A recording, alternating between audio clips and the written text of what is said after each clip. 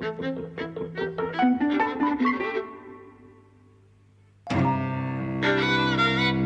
and welcome to Eavesdropping at the Movies. I'm Mike. And I'm Jose. And today we're talking about The Passionate Friends. Yes. 1949 romantic drama, love triangle story, directed by David Lean.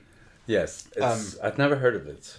No, I heard of it a year or two, probably a couple of years ago, because Celia, who's been on the podcast before, who's from Warwick University, told me about it. She's recommended a few films to me over the time I've known her, and very often they go down quite badly, and I just go, I don't know why you like this. She described this to me when she kind of recommended it to me. She said this is one of her favourite films, possibly her favourite. She says alongside a film called Providence as well. Yes, I know Providence. Which I didn't like very much. She described this to me as kind of the anti-Brief Encounter. You know, it's like Brief Encounter if they'd got together and had a story to tell, in a way. You know, Brief Encounter is very chaste, and this, although there's not really sex in this, they have an enduring romance that comes back and goes away and comes back, and that's what the story is. It's a long encounter. It's very derivative of Brief Encounter. There are scenes that are almost identical. Yeah. So the way that the film begins with her on the plane being kind of dreamy, and remembering things. I mean, that's almost identical to the scene with Celia Johnson on the train, kind of dreaming of the life she could have had in Brief Encounter. The scene with her walking in the rain after, when she's emotionally in turmoil in Brief Encounter. There's a scene very similar to that here. The train track and the thought of committing suicide. Here's the tube. So actually kind of, the voiceover. Yeah, there are many things that that's why the comparison comes up, I think. That's exactly why. It's not there to say, oh, this is best or worse necessarily, but the way Celia puts it directly, I got her to send me, because she loves this film so much, I got her to send me some thoughts that we could include and kind of discuss. And the first thing she said is, it's what would have happened if she'd actually decided to have the affair with Trevor Howard in Brief Encounter. That's what she liked. She says, excuse me. So, well, both films are polite about that, actually, because, this film sets the real love affair in the past, a brief reignition to it just before the war. Yeah. Yeah. Then basically kind of the rest is a misunderstanding. What's really interesting about this film, and really, what convinces me that he is such a great director, David Lean, is what he does with the other stuff. I mean, there are moments of just kind of poetry in this film. So, for example, the scene when she returns to the hotel, it's so beautifully staged. So he's looking at her. She goes like completely wild into the balcony. You're seeing it all through gauze. And basically kind of, you're seeing Claude Rains' point of view on this gauzy, poetic, kind of beautiful image, really, and which you're only kind of seeing partially, right? And then kind of as she comes back, right, kind of it's almost like this shadow coming back into the light, and basically kind of what you see is her tears. And that's the moment where he realizes that she loves him, that this other man is capable of bringing her joy and bringing her pain in a way that he can't, right? And it's also the moment that he realizes he cares too much. He actually loves her, and he knows he loves her because actually knowing that another man can do that to her and not him pains him, right? And just the way that it's filmed, with the gauze, with kind of seeing it through the gauze, with coming out of the light and into, kind of through the gauze into the light. I mean, it's just completely beautiful, And the way that it's staged as well, so that he's sat behind the door, not like trying to pounce her or anything. I think he's just sort of sat there, and as she bursts through the door, she doesn't see him. The door obscures him. So there's this dramatic irony in the scene that you described of him knowing that she's there and he's seeing everything, and she not knowing that he's there. And then when she turns around and sees him, that all of a sudden the information is. It becomes very clear that he's seen one thing, she's been doing something else, and like I say, it's not a kind of really a romantic saying goodbye from this couple of days they've had together in Switzerland. But what it is and what it looks like are two very different things, and she immediately knows what it looks like. Yes.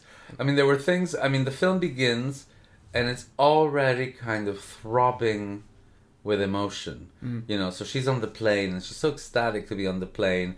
And, of course, it's the post-war, so she's thrilled with just, like, having butter, right, and real coffee, and kind of presumably those things that, you still can't get in England, right? So, so there's, like... Yeah, and then kind of the flashbacks kind of, begin, right? So you start in the clouds, kind of overjoyed, but also kind of with undertow, really. And it's just kind of beautifully staged. I just kind of think, he really is a poet. There's one scene also that really caught my eye where, she's kind of thinking about him, right? And, she's kind of lying on her back. And actually there are like these branches, I think, in the garden, which are just kind of swinging over her face, right? And you could tell that like all her troubled thoughts are just kind of all being expressed through that movement of the shadows of the leaves on her face, right? Which, sounds a bit cliched, but it really works. It's really beautifully done. Yeah, and I said to you by the end of the film I was really welling up, which I wasn't the first time I watched it. So I don't know what kind of the difference is, but I loved it the first time. But I think something that's quite interesting about this is the importance of Claude Rains' character. I think he's a little bit more important than you might expect, and he's treated as more of a person. I think very often in these romantic stories, you want the lovers to come together, and anyone who else, you never think really about external externalities, negative externalities. You never think about people who might get hurt, and anyone who might get hurt is they just have to, like, the husband has to be out of the way because otherwise the lovers can't come together. It's the most important thing is the lovers come together, and in this, Claude Rains he's cast as a bit of a villain, So when Trevor Howard and Todd are together, and then he shows up, and he'll never show up like in the scene, but you just see him arriving at the hotel, signing in. You see him at the party on an upper floor or something, and once you know that he's present, you kind of feel, oh no, like they're going to have to stop now or something like that, and you kind of feel bad for him, I think, a little bit, but you also understand him. And then at the end, when the divorce kind of proceedings are underway and all this sort of thing, he lets loose at her. She comes to appeal to him, she says, and he lets loose, saying, "I never expected love from you. That's not what this was. I thought this was a successful marriage. I thought we could share the things that I had and we'd be happy together. We'd enjoy them together. But the love that you gave me was the love you give a dog." Yes. And he basically screams, "Get out!" And his explosion, you kind of go, he's not a villain in this, he's a real person who deserves things, and what the story really is just about it's about the complications of love and relationships. Things aren't as simple as they should just get together and that'll be that. Well, what I think that's so clever and unusual about the film is that the adulterous lovers they're like sunshine. So, the Trevor Howard and Todd character, they loved each other before, they love each other now, it's quite uncomplicated. They each know how the other feels about them. They're always happy to see each other, right? Kind of the only problem is that she doesn't want to marry him because she doesn't want that kind of love. She doesn't want to be so involved with somebody. She wants to be independent. And actually, he's got a line where he says, well, that's a recipe for an unhappy life or something. I think he says, your life will be a failure. Yeah. And that's when she goes off to marry Claude Rains. That's right. So whenever you see them together, there's always that ease, and Claude Rains is represented as a danger, as a threat to, their ease and their happiness, right? And I think the film is so clever because at the end, basically, he's the one who's truly loves and who's truly in pain, who suffers, right? So actually, kind of, the threat or the danger or what could so easily have been a caricature of an evil, wealthy guy, ends up kind of being, much more nuanced. Yeah, so, he's a chump, who's fallen in love with someone, who really is only thinking about someone else, right? So you get to see it kind of from his point of view, and you get to see his pain. And that's really lovely to see. When he's introduced Claude Rains, I think it's a wonderful introduction where he stood up on this balcony while this New Year's party is happening, and he turns round, and it's dramatic, and he's wearing this huge cape like Dracula. Yes. Like he starts off immediately as a pantomime villain. Yes. I think what's amazing about Claude Rains in this film, I mean, he's such a brilliant actor anyway, but he only has 3 scenes, and actually out of those 3 scenes, he steals the movie. There's the scene that you described, the New Year's Eve, but that's really just about looks, right? There's the scene where he catches them, they've claimed to go to the theater and they haven't, and he kind of traps them with dialogue, right, which is very portentous. The way that he says certain words this creates like this whole undertow of kind of what you see.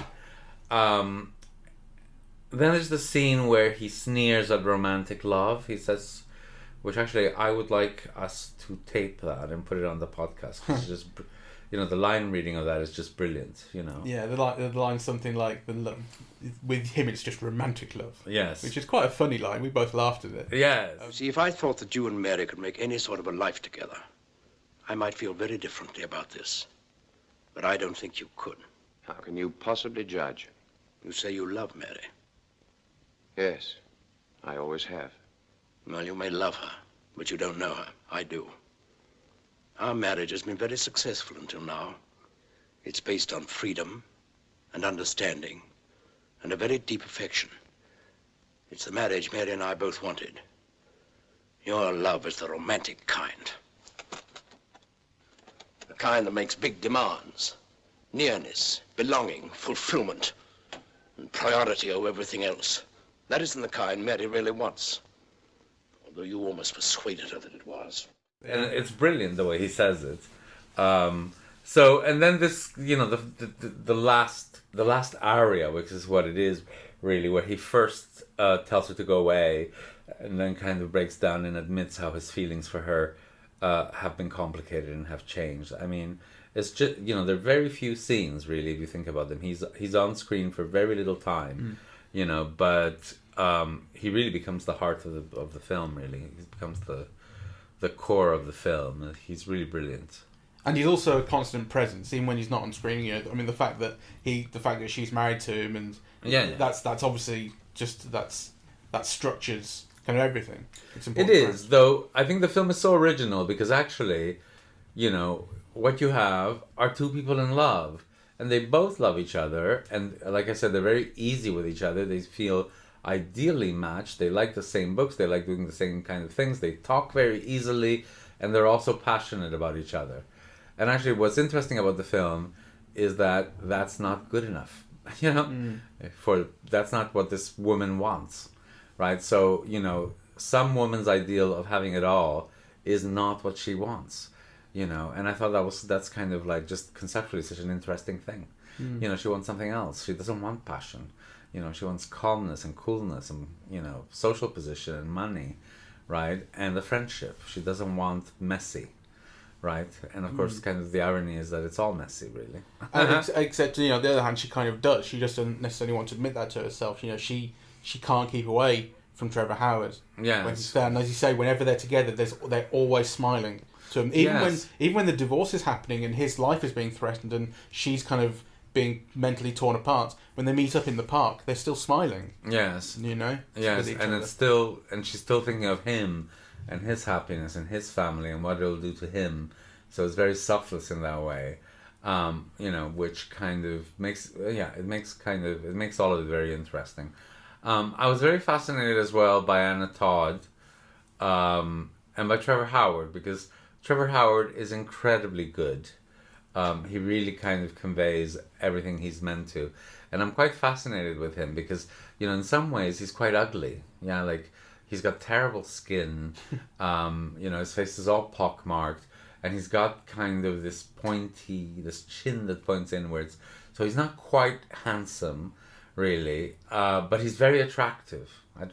Kind of. He's smooth, and he's polite, and I think it's in the way he acts. Like, you kind of feel like he's the kind of guy who would never try and press an advantage, that kind of thing. Yeah. He respects distance and that sort of thing, and that just makes you want to draw him closer. Yeah, he's very good. She's an odd presence because, in some angles she looks quite beautiful. In other angles she doesn't really, right? And kind of, I was thinking it's like a kind of a wonky Garbo or somebody, like, so she's not.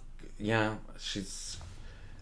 was like an almost Garbo or a wonky Garbo. Or you could see the resemblance, right? So that she's quite beautiful, but she's also kind of slightly off, and also actually I think a bit dull, really, within that look, as an actress, right? I mean, I think, in this film, the cinematography and the lighting and, everything does 90% of her job for her, right? So, I mean, she's very effective in it, but it's not necessarily due to her. So that's kind of what's so interesting, because then with Claude Rains, it's like genius, really. Like, every line counts, every look matters, right? Like, it's kind of astonishing in that way. And again, it's kind of looks in conjunction with the camera, so kind of, there are some times where he's so close up to the camera where his face kind of, so he turns sharply to see what's going on. And actually the sharpness is indicated as much by the angle of his face as by his look, so it's just brilliant work. The very, very end of the film, where he reveals to her, he thinks, but actually to no one, that he loves her, and then goes and chases her. And it's this wonderfully dramatic ending where she's about to throw herself in front of a train, having been told, you treat me like shit, this is like the end, get out. And then he comes and saves her, and it's properly dramatic, that grab, and then he holds her in his arms. And then the line, this is something that Celia kind of first pointed out to me, and I just completely agree with her. The line where he kind of holds her for a bit, and she kind of calms down, and they sit down on a bench in the underground, and he says, shall we go home now? And she looks up at him and says, home?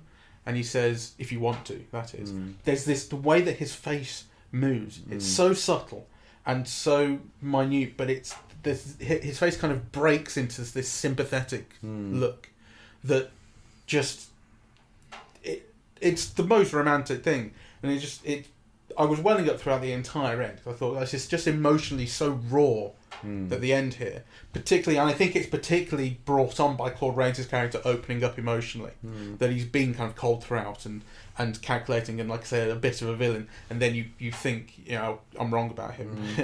The film is so brilliant because the scenes that you've seen before this are almost like heavenly, right? So, they meet by accident in Sweden, they go on a cable car up the mountains, and everything is dream and clouds and whiteness and ease and laughter, right? And they go up, up, up, right?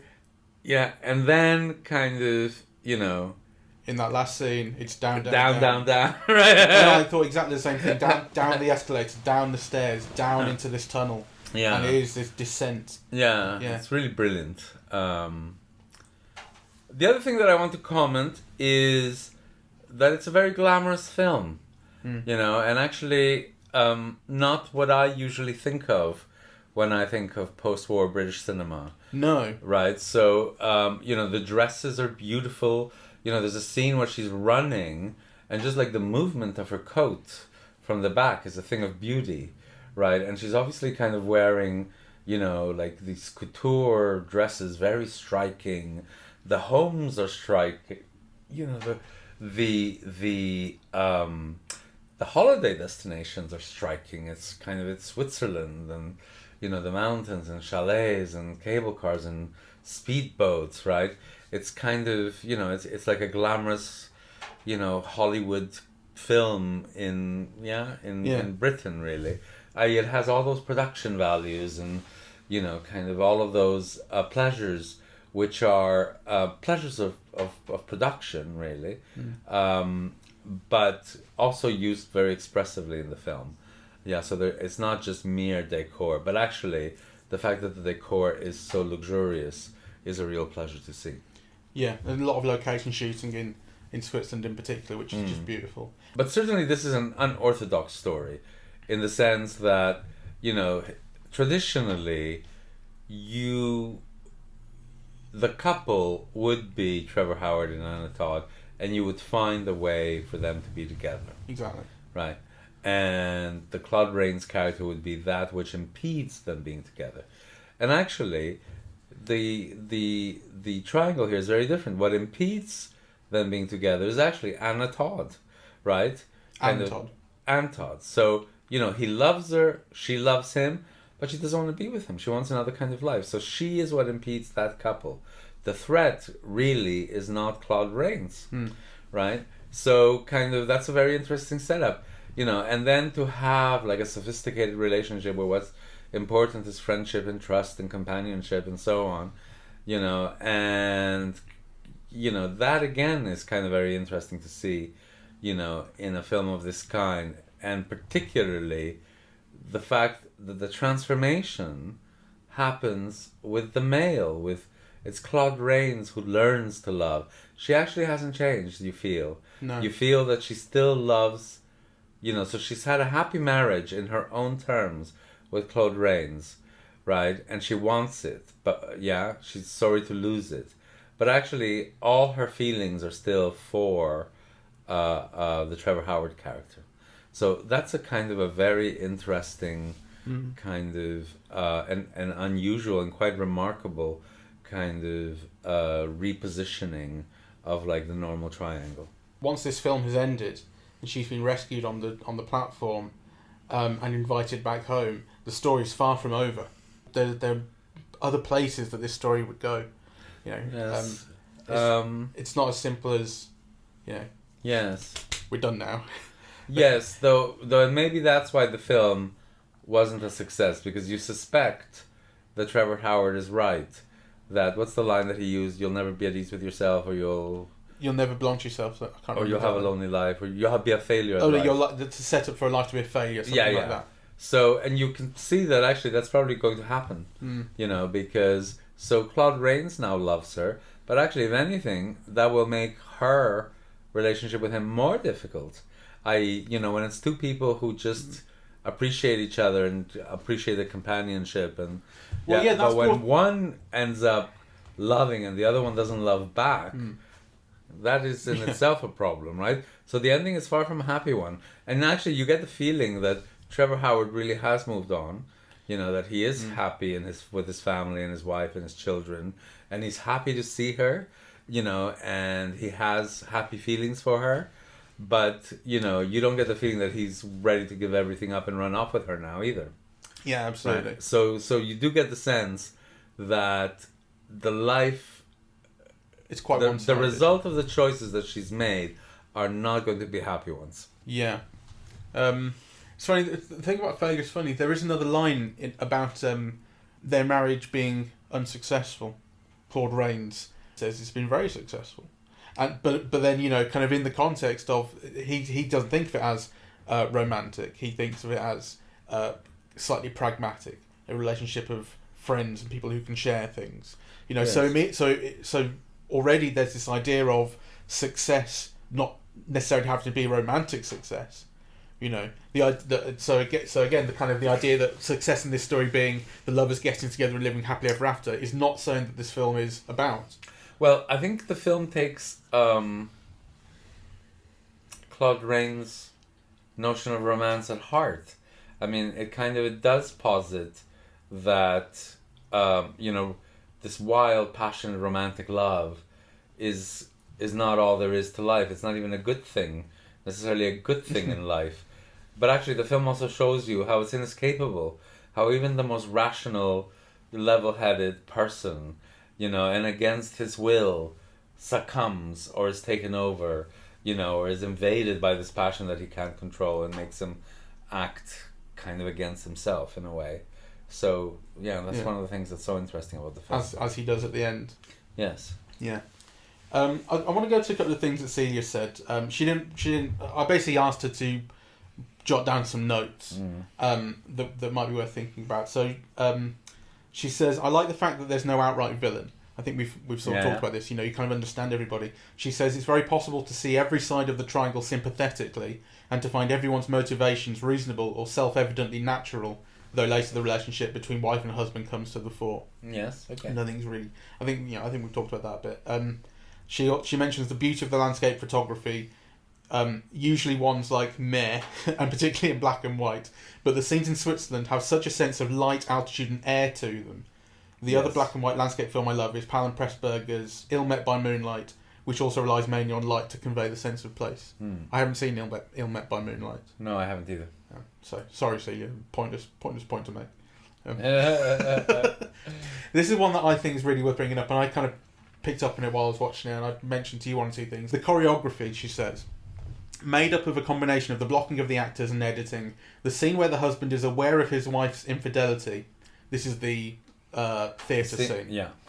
He's aware of his wife's infidelity, but toys with her and her lover before revealing what he knows is exquisite. I can't really fully break it apart, though I've tried to many times. It's utterly perfect, like a piece of precision watchmaking. A mechanism that operates very precisely, where you physically see the shift in the balance of emotional power or who has the upper hand. So it starts with the agonising dramatic irony of you knowing that he knows about the affair, but them not knowing that he knows. Close in on his face, then him moving back, her moving forward, then close in on her face when she knows he knows, which is when she sees the leaflet that he's put down, the programme from the theatre. So he's gone to the theatre to see they weren't there. Although the lover still doesn't know, and then this ballet which physically moves them about back and forth in depth within the frame as shifting points in a literal triangle. Dance is the closest analogue, but this is like an emotional dance. Yes. Oh, that's a very good way of putting it. Except that there's also his line readings on top of that. I mean, though I think they work in combination. They work like what you're saying about his line readings is absolutely right, but they work in combination with his. But it's quite a theatrical thing that the character is doing. Leaving the program where he knows it will be seen by her but not by him. Well, and then saying things with double meanings. There are several things here. So first of all, just the beauty of the setup, because it's a very simple setup. And actually, I remember at this point telling you, my God, isn't it interesting how very few things you need to make something so tense, right? It's just a differential of knowledges. We know that he knows, right? Yeah. So kind of the situation when they arrive is already charged. Then he's left out the little program so that, she'll come across it, but you don't know when she's going to hit it, right? Then actually he puts a drink on top of it so she can't miss it, right? Yeah, and then so we know, he knows, she knows, but now the other guy doesn't know. Yeah, so it's very simple. The situation alone is one that kind of creates all of this tension. So that's the first thing, it's just the situation. Then the way that it's pictured for us, right? So kind of, what Celia was describing there about kind of, the camera movement and kind of, the foregrounding of her, and then the responses, and what she mentioned about like kind of like this triangle. And then on top of that, really, there's the actors themselves. And foremost amongst them, because he's really controlling that scene, is Claude Rains. Right? So all of those elements are kind of just, brilliantly put together. It's genius cinema, actually. Yeah, and it's a combination of all of that staging and performance, but also the script. Everything's very cleverly organised to, so... first, it's the tickets have been let. Well, first it's I'm going off to the theatre with Stephen. Oh, you haven't seen Stephen in a while. Oh, have you seen much of him? No, I haven't. And of course, that she has. Yes. And then Claude Rains at home with his secretary. The tickets have been left behind. Would you just call the theatre and see? And then he goes to the theatre, sees they're not there.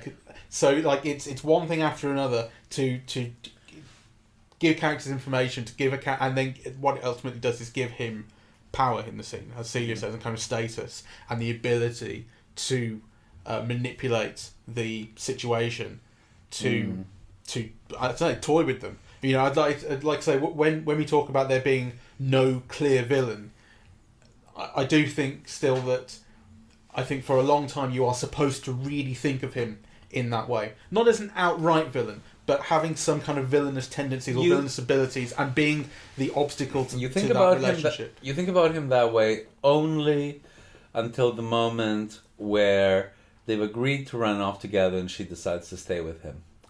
You know, and then actually I think my feelings at any rate changed, because then I thought, well, the villain is really her. You know, kind of, she's stowing both with this older man who offers her security and this younger man who truly loves her, you know. And yeah, she's kind of promised one thing and done another, and basically kind of sold out for money and richness. And, you know, that you also get the sense it's really also her own self-protection. But there's this beautiful shot afterwards, which again I thought, you know, my God, isn't Lean brilliant? Because it's so simple. So, you know, he's been kicked out of the house, and so you see him from this high angle shot looking down, and it's almost like he's plastered against the sidewalk, right? And then kind of there's a reverse shot, and this time, you know, the camera is at eye level, or just below eye level, and you see him kind of looking at the house where things are going on that now he can't have access to. And actually it's just lovely, you know? And it's a way of giving him sympathy. You know, he's the one who's defeated and longing, right? And that is really just done through the angles. It's really beautiful. Yeah, it's the eyeline match of looking up at the house and back at him and up at the house. Yeah. I think there's also some... There are a couple of kind of cinematic flourishes or kind of excursions which I think are interesting. Like the scene in which Claude Rains imagines the worst in the chalet when he sees he's up in the room and Todd is waving Trevor Howard off at the boat. Yes. Again, you knowing that nothing has happened really between them, they just have this picnic. But he sees them. He's only just turned up there. He's imagining the worst, and the camera gets very close up to his face, as we mentioned, and he kind of turns dramatically, and his eyebrows are kind of contorted in this kind of imagining and thinking, and then it cuts in on a shot of Trevor Howard and Todd kissing passionately, and then cuts away again, this kind of the wildness of those things kind of intruding on him. And then there's another imagined bit where it's just prior to that when the two of them are having the picnic, and they've already talked on the cable car on the way up about, oh, you've got a family, how old's the kids, all this sort of thing, like establishing really that they are having separate lives, you know. And then while he's setting up the picnic, she's sat on a rock on her own and imagines that cable car trip again, and she says, you know, when did you get married? Which is the line that she said, and he goes, married? I could marry no one but you, and they kiss, and it's just one shot of just this kind of this slightly alternate version of what might have happened, which I think is wonderful and kind of jumps in, and I think you kind of don't quite expect that. And well, just to add, because the scene that you were describing when, you know, because so again it's beautifully done in this. It's almost like a MacGuffin. He's got, you know, he's sitting with his secretary. He's got these binoculars, right? And they're coming on the boat. And so, you know, you immediately have this tension. Will he see them coming on the boat? And then there's all this play. He picks up the binoculars, but he looks at something else, and then he puts them down. And then, you know, the secretary's anxious because she knows that they're coming, right? So actually, it's just a lovely... Again, that's just kind of... The writing is, you know, is lovely because it creates all that tension. That's all the tension of the situation. But then actually, when he's in the room and he looks over the balcony and they're saying goodbye, I actually don't think that the kiss is a passionate one. You know, I think his suitcase has gone down and she kisses him goodbye, and, you know, she's waiting. No, he doesn't see the kiss. He imagines a kiss.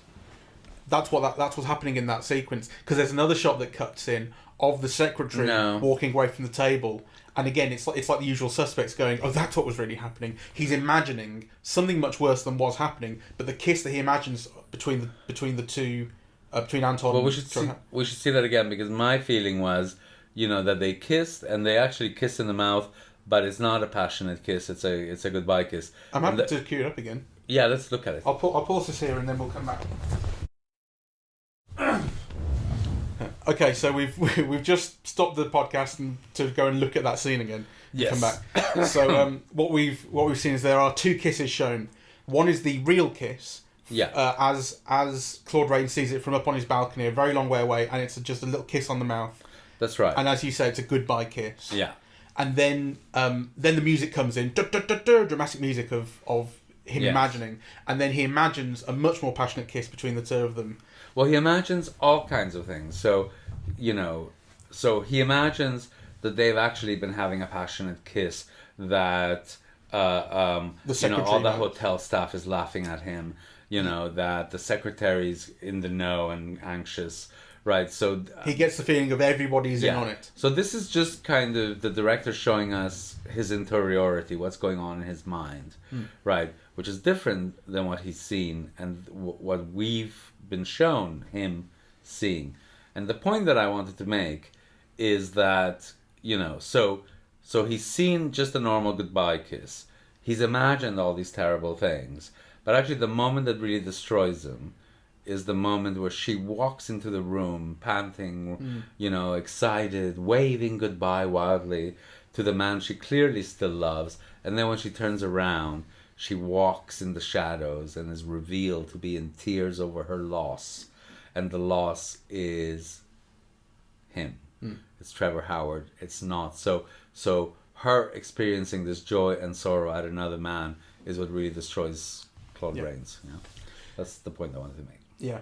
And the other kind of cinematic sort of flary excursion that I wanted to bring up was the one in which it's just after this, in fact, where he immediately he looks at her and leaves, and then immediately divorce papers come up. Yes. And there's this montage of shots of telegraph wires. Yes. And things like this, and trains, and there's a lot of voiceover, and it's not like, I mean, it's the sound of people in kind of telephone exchanges and things, and it's saying, can you find Trevor Howard? Where is he? Oh, he's staying here. Is he? And you catch things like he's staying in Geneva, but the image that goes along with that is a train going to Paris. So she's kind of one step behind as she tries to warn him. And eventually catches up with him in Paris, but again she's kind of too late because the guy is there with the divorce thing, so she couldn't get there in time, and she has to hide. And I just think that's a wonderful sequence, and again it kind of comes up from out of nowhere. It's a much more active sequence, kind of visually, and it's a little bit different from what we've seen in the rest of the film, and it completely conveys sort of the all of a sudden it's like the film has sort of gone, okay, well the story's gone here, so I have to show it the way it's supposed to be shown, but it's like you're kind of chasing the story visually. It's interesting. Yes. I mean, I think I didn't like the music. It's like overly underlining everything. I love that. Yeah, well, I found it too much and too heavy, and at moments it came across as really just too loud, like extraordinarily loud. So I think that could have been done better. But then on the other hand, like when you get to the final scene, in fact, at the most dramatic points here, I think, maybe other than that, the one we just went back and visited, the imagining scene, I don't think there's any music. In the final scene at the train station, in the kind of scene where he catches them in the affair. I don't remember very clearly, but the music is loud and excessive throughout the film, except, and actually you can tell how loud and excessive it is, because there are moments where the director turns off the music completely, and actually the lack of music acts as an emphasis to the emotion. And there are also times when the characters have to shout over the music, which I like. So right at the start in that party scene, they're saying, "Will I see you tonight? Where am I going to see you?" And they don't communicate with each other over the volume. There's another point where that happens. I can't remember exactly when, which I kind of like. Well, I mean, I liked it, and I particularly liked the jazzy bits where they're dancing together and they've got the phonograph on. But the extra diegetic music is really, I found, too much. Fair enough. I want to bring one more thing, and this is something that Celia brings up. My friend and I have talked about whether or not this is a feminist film. Does Anne Todd have agency in her life? So is the scene where Rains invites her to come home and says, "If you want to, that is," respecting her agency as a woman to choose for herself how her life is going to be, Are they now in a relationship of equals, or is the way that he says it more paternalistic? Is he treating her as a child at that moment and only offering the illusion of free will? Well, I'm on the feminist side, she says. My friend is on the non-feminist side. I think this is very much a story about her emotional life above all. oh, well, no. I mean, I think the last line, or the way that I understood the line, is if you want to be speaking in insecurity about whether he is lovable enough or worth loving enough for her to want to return. I think, that line is, about him as much as it is about her. I think, the feminist angle is clearly one that's been worked into the film, but basically it's an illusory one. As far as we know, she's got no money and she's got no position. It all stems from him. And as we're shown, he can give it or he can take it away, right? So the only safety or action that she has is to choose not to abandon herself to feeling and love, which actually, if that's a feminist choice, it's a very poor choice. It's a very kind of poor set of choices to offer. Yeah, she does still kind of find herself in a difficult position. I think it is a romantic ending. He comes to admit to himself more than anything that he loves her. It's a romantic ending from his point of view. Yes, and I think it is offered to us as such, and that's why he goes to rescue her. And it's supposed to be a romantic kind of rescue and sort of admission or reconciliation, that sort of thing. Yes, at the end. But you're right that she doesn't really have an awful lot of choice as to what she does. She is still kind of at his, not his beck and call, but as you say, like the only choice she really has is whether to leave to nothing or not. She's now lost Trevor, right? And she's now on the verge of losing the security, position, friendship, etc. that she once had with him.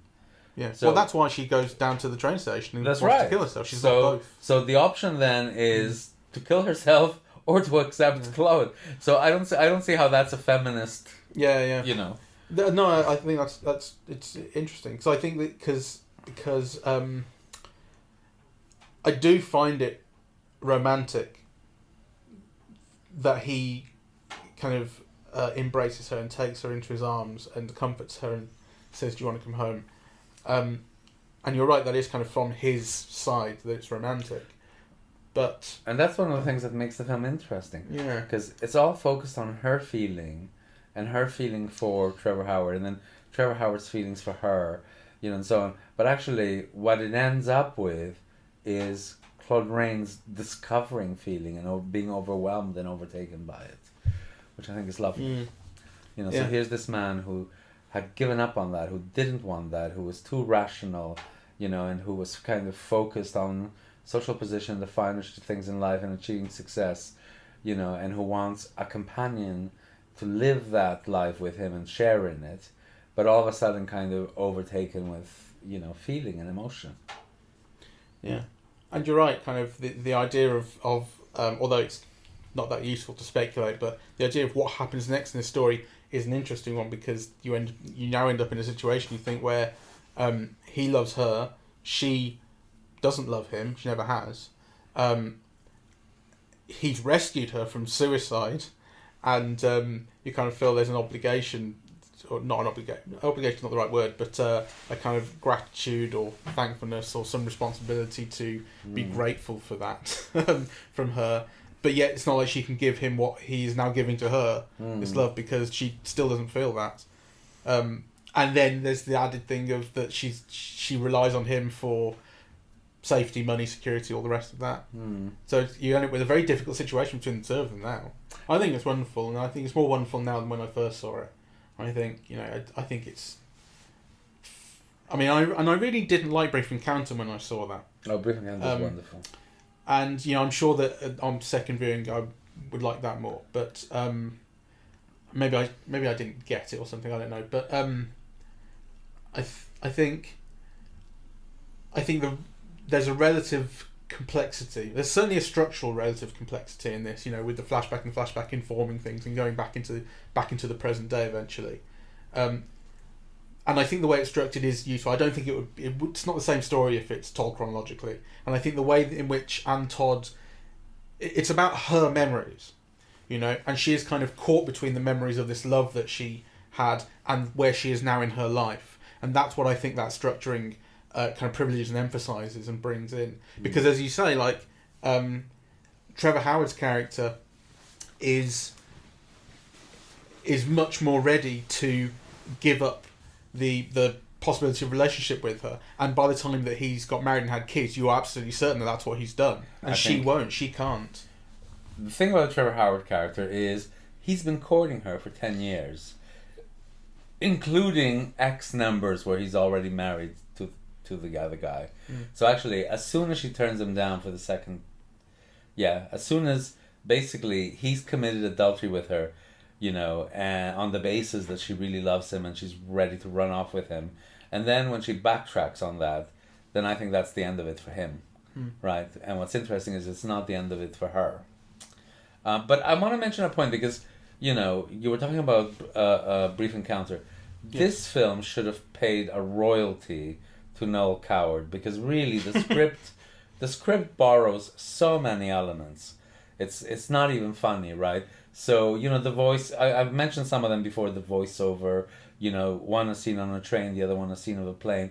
But then all of those, you know, the romantic incursion, having a day out, they go to the theater, the other ones go to the cinema in Brief Encounter, right? They're, kind of the outing over the bridge. Suicide by train. Yeah, I mean, there's, you know, it's almost like a checklist of things that they've copied. It's really uncanny. And actually, it's... It is based on a novel by H.G. Wells. And I don't know... I've never read the novel. And I have no idea kind of how closely it adheres to the novel. So I don't know to a precise extent kind of what might be drawn from that or not. But certainly, in the light of Brief Encounter, you're right that like these things are... some things are quite identical. I mean, I'm just sorry that when I taught Brief Encounter that I hadn't seen this film, because, you know, I would certainly have brought it into play earlier. Anyway, we should wrap up. I think it's a really, really brilliant, wonderful, heartfelt film. And, you know, I was surprised to find myself kind of welling up as much as I did. Yes, you were blubber at the end. And properly tearing up right then. Because, you know, I think it's somehow under the surface, like these things are in English film at the time. Somehow they always feel like everyone's kind of prim and proper and saying, "Oh yes, oh darling, oh how are you," and yet it's that masks real depth of feeling. Yes.